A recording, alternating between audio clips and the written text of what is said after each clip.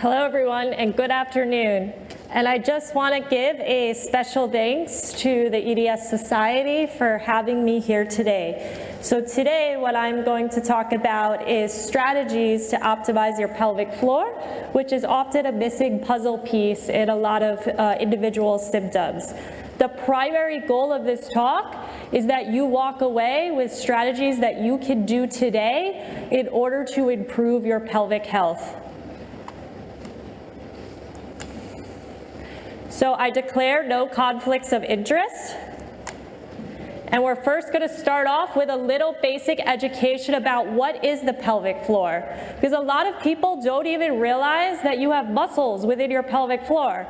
I didn't even realize until graduate school at 23 years old, which is kind of shocking and shows how much education that we need. You actually have a group of 3 layers within the pelvis, and those muscles have to contract properly. But what's also important and that often people miss is those muscles also have to relax well as well. They serve 5 functions, and I tell my patients to remember the 5 S's. One is sphincteric, so they help us control pee and poop and push poop out. Sexual, they help with arousal and orgasm. Support, they support our pelvic organs like a hammock, so as Anjali just spoke about, they help prevent pelvic organ prolapse. Stability, they stabilize our hips and back as part of a symbiotic relationship around the pelvis. Often, I'll compare the muscles of the pelvis like office workers. Everyone needs to do their job, and if something's not doing its job well, the other office workers, well, what happens? They get pretty stressed out. Sump pump, they assist in movement of fluid up and down our bodies as part of the blood and lymph system. So what does that even mean? Similar to how you might have swelling in your calf and you pump your ankle and that helps with swelling in the calf, the pelvic floor muscles also serve to help similarly with the same function. So the term pelvic floor disorder is kind of a very broad term. It doesn't really mean one specific thing. It encompasses many diagnoses that are related to function of the pelvic floor muscles. Diagnoses include, but they're not limited to, chronic constipation, fecal incontinence, urinary incontinence, pelvic pain, and pelvic organ prolapse. And what we do know is that individuals with EDS and HSD are at a greater risk for pelvic floor muscle related disorders. For the sake of time and wanting to make sure you walk away with strategies to optimize your pelvic floor, what I will say is we know there's an increased prevalence. However, we need a lot more research. But some of the research is on the slides for your reference. So what are symptoms of pelvic floor muscle dysfunction? They can encompass a broad range of symptoms. So you have urinary symptoms listed here, bowel symptoms, sexual symptoms, and pelvic pain-based symptoms. So examples might include leaking of pee beyond your control, difficulty getting a bowel movement out, pain with arousal, pain with any type of penetration, or just pain in the genital area when you sit. That might include things also like tailbone pain, sacroiliac joint pain. If you have any of these listed symptoms on this slide, my primary suggestion is to learn what pelvic health physical therapy is.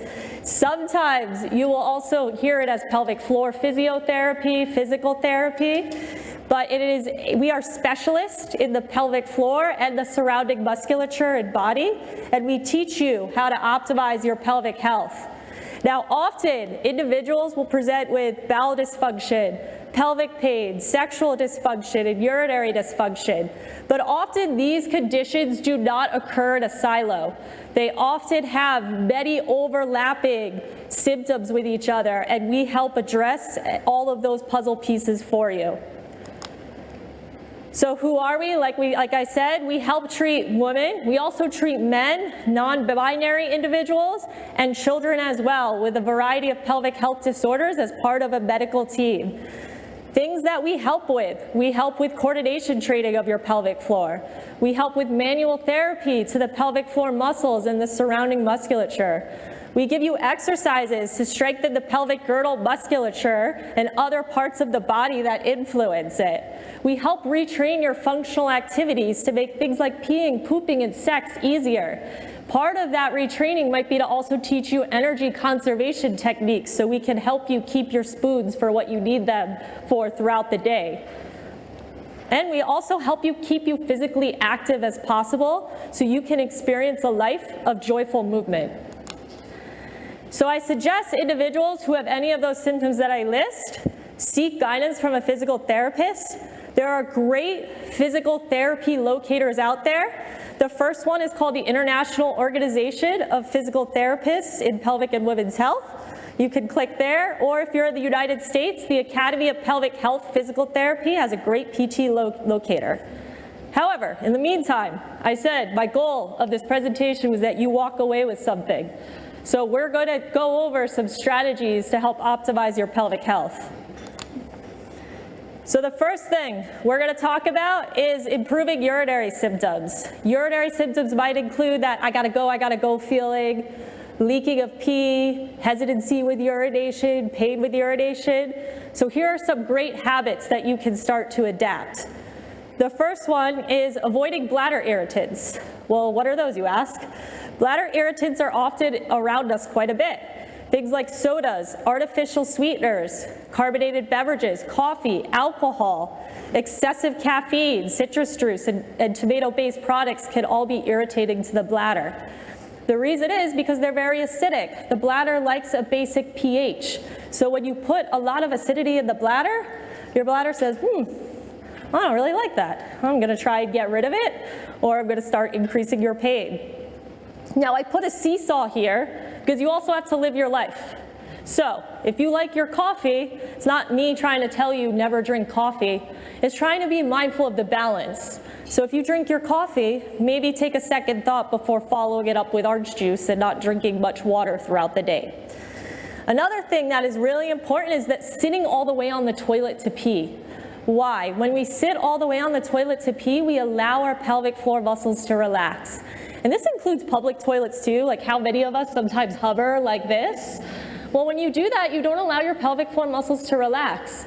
What you can find online is great toilet seat covers that you can keep in your purse too as well, if that is something that you struggle with. The other thing is not pushing pee out. A lot of us might sit there and we're rushing, right? We're in the middle of work and we start to really try and get that pee out because we gotta go. We got things to do, people to see. But that is something that you want to start avoiding because that's going to increase more pressure on your pelvic floor. Another common one that you want to start trying to slowly decrease in your life is doing something called just in case peeing. Like we call that jicking often. So that is, okay, I'm going to go for a car ride. I don't want my bladder to make me pull over. Or I'm going to go on the metro. I'm going to just pee right now. So that's something that you want to start decreasing. And the reason is your brain and your bladder are constantly having conversations throughout the day without you even realizing it. So as your bladder's filling, it's telling your brain how full it is. So if you start telling your brain to go when your bladder's only a little bit full, your brain says, okay, this is when we go. And then you start to train your bladder to go at these small amounts, which can actually indirectly start bothering urinary frequency and urinary incontinence. The other thing too is if you're busy, make sure you give yourself bathroom breaks. I see this often a lot in nurses and teachers who can't just, leave a room or leave a patient, and they'll go 5-6 hours without ever peeing. And so that's something that you also want to avoid. Normal peeing is every 3 to 4 hours, so make sure you give yourself breaks and give yourself that space to go visit the toilet. So this is a great list of bladder irritants from the National Association of Incontinence for your reference. And I again put the seesaw because we don't want to avoid everything, we just want a life of balance. Another thing that you might experience, so Anjali just greatly spoke about pelvic organ prolapse. Sometimes with pelvic organ prolapse, you might notice you go to the bathroom to pee, you start walking out of the bathroom, and then you say, I gotta turn right back around and finish peeing. So one of the strategies to help prevent that is when you pee all the way, you stand back up, and then you sit back down and pee again. We call that double peeing because when you're sitting, that prolapse, if it's a bladder prolapse, for example, it might block the urethra a little bit. So you get pee that lodges behind it. But if you stand up, you move that prolapse out of the way. And then it allows you to finish peeing. So now we're going to move on to a little bit of leaking with pee with activities. So increases in intra-abdominal pressure. We refer to that as stress urinary incontinence. And there are certain things that you can adapt. One is exhaling with efforts. What does that mean? If I go pick up a box that's heavy, I want to blow while I go. I want to go. If I hold my breath when I go and do a squat or I lift something, all my pressure abdominally is going to go downwards, right through my bladder, and I'm more likely to leak with that effort. So you want to remember, blow while you go. The second thing is when you're coughing, to try and think about doing a pelvic floor muscle contraction. If you don't know how to do that and you're struggling with it, you can also, let's say you're sitting, you can try and squeeze your legs together a little bit to facilitate a contraction. However, seeing a pelvic health physical therapist can help you retrain this. I always say caution should be taken with just doing Kegels blindly. Why? Because similar to how I said to you, it's important the pelvic floor muscles not only contract, it's important they relax. And often in individuals with EDS and HSD, I see a tight pelvic floor because those pelvic floor muscles are responding to a pain response, or they're helping stabilize the hips and the back. And so tight pelvic floor muscles can also become weak pelvic floor muscles. But if you think about a bicep and I tense my bicep all day and I need it to suddenly contract when I cough or sneeze, if I just perpetuate that tightness over and over, I might be worsening my problem. So it's really good to get evaluated by a specialist to make sure they're giving you that good balance of stability and mobility. Now we're going to talk about that feeling of I gotta go when you're walking to the bathroom. And these are individuals who feel like they got to get to the bathroom now, or they're leaking on the way to the bathroom. There are strategies to help decrease that urge to go. The first one is counterintuitive. You got to go, walk, don't run to the bathroom.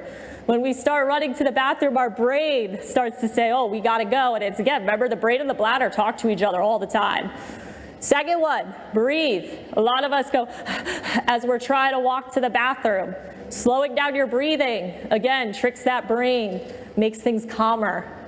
D, distract, okay? I want to think about certain things that you can think about other than the toilet. Have 3 go-tos.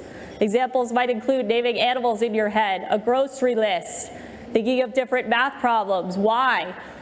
Have you ever seen how if you run water, someone has to go to the bathroom, or the sight of the toilet when you open that stall makes pee start dribbling? It's because when your brain is thinking about the toilet, it's going to make the I gotta go feeling even worse. And the last thing is less is more. What do I mean by that? A lot of us, when we're rushing to the bathroom, we squeeze everything and we're trying to run. We're squeezing our glutes, we're squeezing our abs. What research is showing is doing a submaximal, just little slight contraction of the pelvic floor at about 50% effort will produce better bladder neck elevation potentially and a better safeguard against incontinence. When you do that maximal pelvic floor contraction, you're more likely to increase your intra-abdominal pressure. And again, similar to holding your breath, you're going to send that pressure downwards. So now we're going to move on to another element. We're going to move on to bowel. So we just talked about some ways to improve your urinary health. Let's talk about improving your bowel health, which is my favorite topic to talk about. We talk about poop a lot in my household, so my husband really enjoys all my conversations about optimal pooping. But the first one is toilet posture. So if anyone has ever heard of the squatty potty, there's actually research to support it. So when you sit in the image that I show here with the knees slightly above the hips, if you think of your rectum like a hose, it helps straighten out your hose so you have a straight hose for the poop to come down. And then, like we said with urinary dysfunction, sit on the toilet, don't hover. Because when you sit on the toilet, your pelvic floor muscles can relax the most. The last thing you want to do, which is something that is common, is you don't want to hold your breath on the toilet. So if I Valsalva and I go and bear down and I go, what that's going to do, it's going to increase my pressure a lot through the pelvic floor. It might increase my risk of prolapse, which we don't want, and studies show that that places a high amount of pressure through the pelvic floor. And also studies show that when you do that, you may be more likely to contract your pelvic floor muscles, instead of lengthen them, which is counterproductive for pooping, if you imagine, because then you're going to create the cycle of poop comes up, poop comes down, poop comes up, poop comes down, and then you're constantly in this vicious cycle. The other aspect is you don't want to exacerbate your POTS if you're holding your breath. And we're going to go over breathing techniques on the toilet right now. And we're all going to practice these so we all wake up a little bit. But every breathing technique always starts with a slow, calming inhale through the nose. What I don't want to see is on the toilet. We want a slow, calming inhale. When we practice these exhales, instead of sucking in our abdominals, we're going to try and bulge them like a volleyball, or almost like you just ate Thanksgiving dinner and you don't care and you're just going to push that stomach out and let it hang. So the first one we're going to try is a snake sound. So I want everyone to take a slow inhale. When we exhale, we're going to go as we push our stomachs out. That's 1. 2, you can pretend you're blowing bubbles. So you take that slow inhale, and then you're going to pretend you have a bubble wand in front of you as you push your stomach out. And 3 that we're going to practice is a lot of my patients' favorites. It's called the resisted fist breath. I call it resisted blowfish. You take that nice inhale, you take your fist to your mouth, bulge your cheeks out as you push your stomach out. Now, if you're very uncoordinated like I am, this is why I was a runner and never a soccer player or anything fancy, you can also just blow through a straw as well, if that's something that feels like a familiar task to you. And then basic advice. A lot of this was gone over, so I'm not going to get too far into this, but eating regular meals at predicted times. Every time you chew, you stimulate something called your gastrocolic reflex, which actually moves your bowels. So typically with constipation, I don't recommend things like fasting. If you do have jaw pain, because chewing is so important for bowel health, I definitely recommend seeking a physical therapist who specializes in TMJ dysfunction. You want to stay well hydrated, eat a diet that consists of soluble and insoluble fiber, and trying to get consistent sleep. A big one that I want to emphasize is not ignoring the urge to poop. So we're out in public and we have to poop. Some of us don't like to poop in public restrooms. However, you want to avoid that because when poop enters your rectum, it's going to stretch your rectum and there's going to be a reflex to your brain that says, hey brain, there's poop there.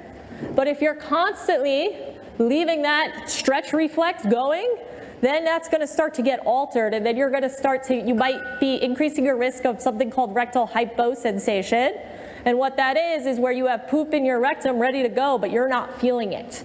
So you really want to listen to your urges to poop. Again, don't rush in the bathroom, give yourself time. If you're not fully emptying that rectum, what can happen is you could have increased negative effects on colon motility. I always say to my patients, if nothing comes out after 10 minutes, you need to get up and leave and go do another activity and try again later. And the other thing is don't have shame in addressing your mental health. Research shows a lot of connections between exacerbation of GI issues and exacerbation of mental health issues. These are some foods that may help with constipation. I'm not going to go into detail with them because we had such great nutrition lectures yesterday. However, I will comment they did recently do a study on kiwis helping constipation, which was actually a pretty interesting one to read. The other thing that you can do is something called colon massage to help improve your constipation. And so there are instructions on how to do it here, and it's a massage that I typically have patients do with their hands.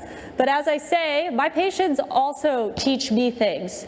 So one of my patients who had EDS and HSD came in one day with this roller ball on a long handle. She said, hey, Andrea, look what I found. And I said, that is genius. I need to tell all my individuals who have hypermobility and EDS about this.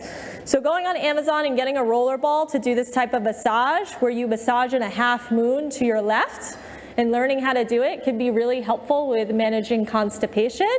They also do similar massages to babies in the NICU as well to help with digestive issues, but I see it can help a lot of my adult patients too.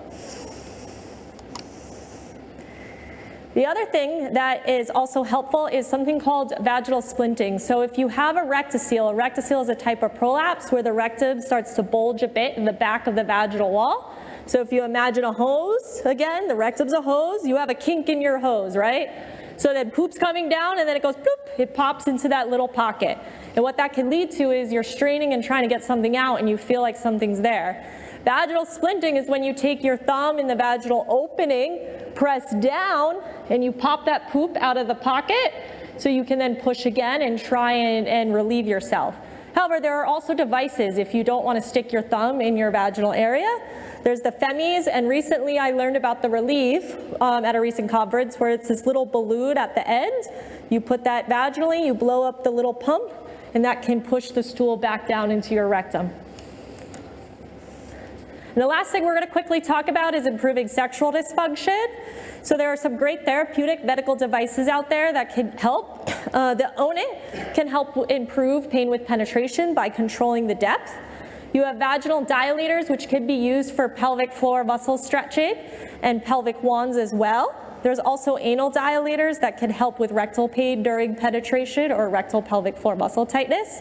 I usually recommend if you use dilators, you use a long dilator handle to help prevent wrist issues for individuals with HSD and EDS.